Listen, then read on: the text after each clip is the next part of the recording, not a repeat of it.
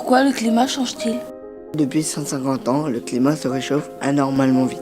Notre vie moderne produit trop de gaz qui ont le pouvoir de réchauffer la température.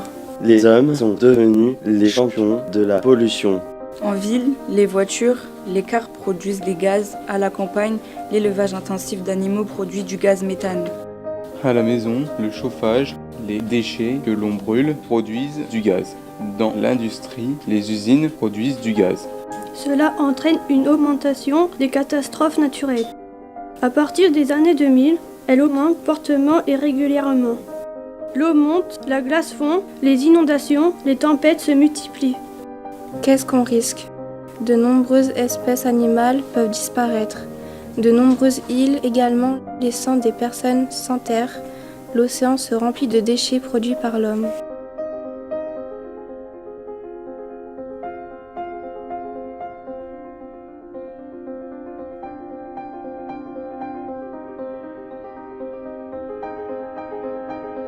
Nous sommes allés sur le terrain pour vérifier cela en organisant une grande collecte. Nous avons partagé notre classe en 4 groupes avec la mission de ramasser autour de notre lycée le plus de déchets possible en 1h30.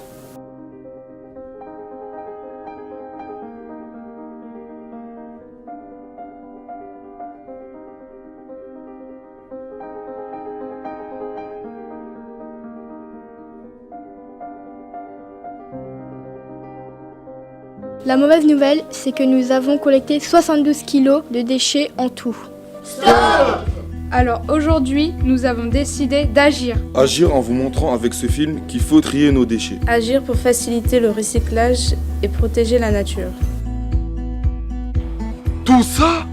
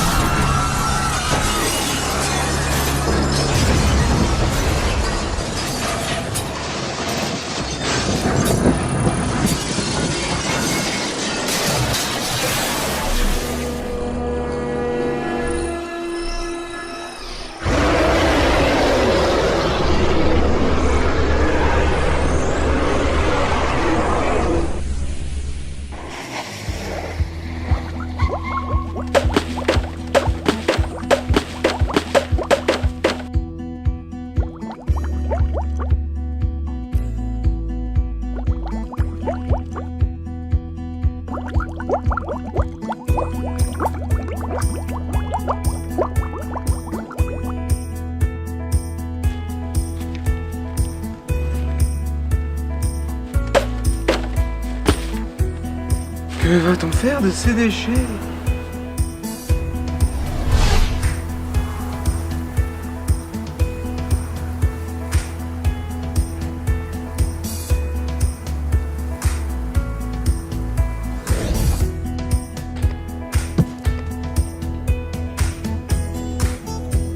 Hey, salut!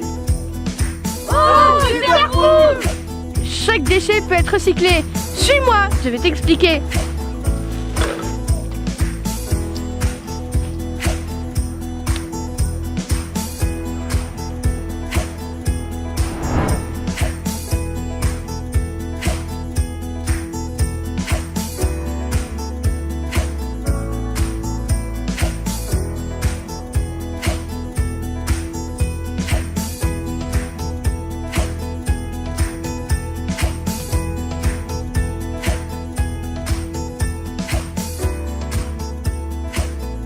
Ça y est, nous sommes enfin arrivés à la déchetterie.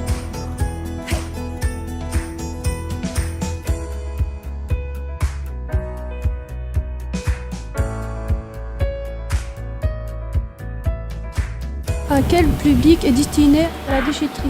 La déchetterie est destinée à tous les particuliers de toute l'agglomération de Bourges-Plus. Quel volume de déchets arrive en une journée? Le volume des déchets qui arrivent en déchetterie est de 15 tonnes environ en période basse et 30 tonnes environ en période haute. Si j'ai des déchets verts, dois-je les apporter à la déchetterie ou y a-t-il une autre solution? Oui, vous pouvez les emmener en déchetterie, mais il existe d'autres solutions telles le broyage et le compostage.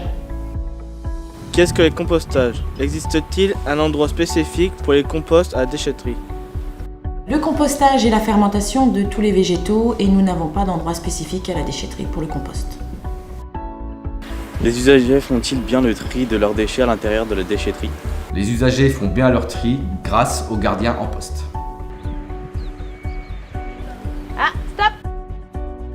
Les cartons, il faut qu'ils soient bien vidés et bien pliés avant de les jeter.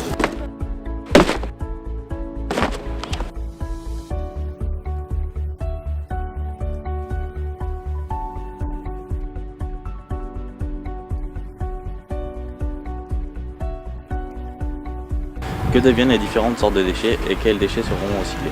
Tous les déchets sont revalorisés, sauf le tout venant qui est enfoui. Y a-t-il un lien de fonctionnement entre Veolia et la déchetterie des Quatre Vents? Donc Bourges Plus est propriétaire des déchetteries et Veolia a la gestion de la déchetterie haut de quai et bas de quai.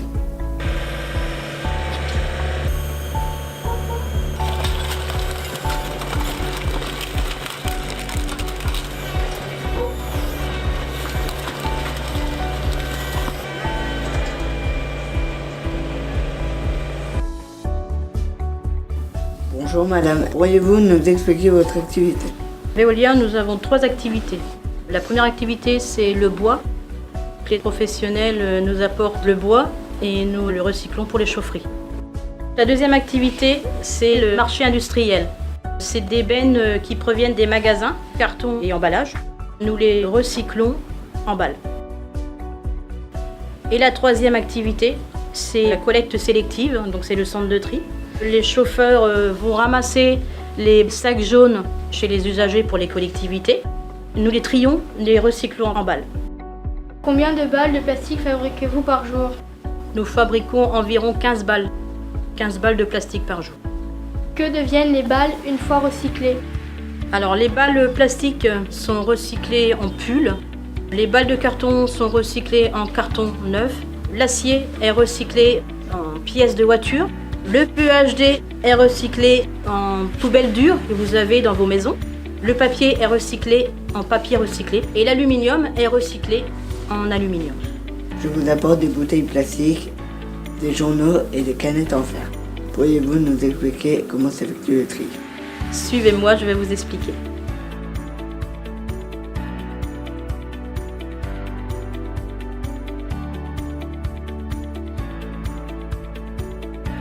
Les camions arrivent au centre de tri, ils déchargent la matière dans le site. Le cariste, avec le chariot élévateur, charge la matière dans l'ouvreur de sac.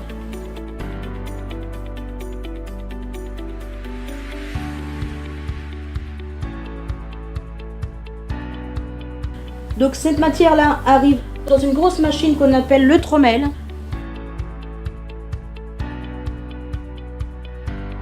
Toutes ces matières qui vont passer par ici vont tomber dans une autre machine qu'on appelle le crible balistique.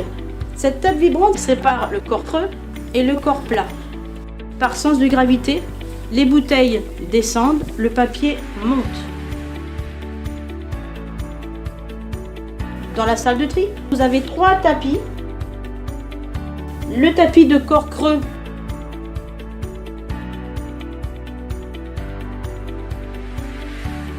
le tapis de corps plat et le tapis de corps plat qui est supérieur à 200 mm, c'est le tapis central. Combien d'opérateurs travaillent au tri des emballages? Nous sommes 11 trieurs. Combien d'emballages sont triés par heure et par jour? 350 kg par heure, par trieur, ce qui nous donne donc 2 tonnes 450 par jour. Donc c'est qui donne quand même énormément de travail, sachant que les gens ne trient quand même pas très bien. Il nous arrive régulièrement de trouver des bouteilles cassées, des seringues. Je pense qu'il faudrait faire un petit appel là-dessus en demandant aux gens de faire beaucoup plus attention. Il faut se dire qu'il y a du monde derrière et que c'est super dangereux.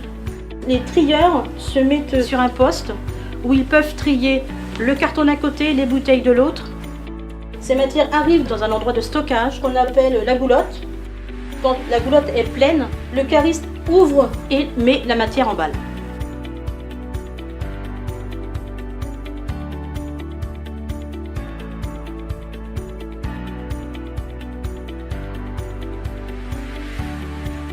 Merci, maintenant nous savons pourquoi il est vraiment utile de trier les emballages.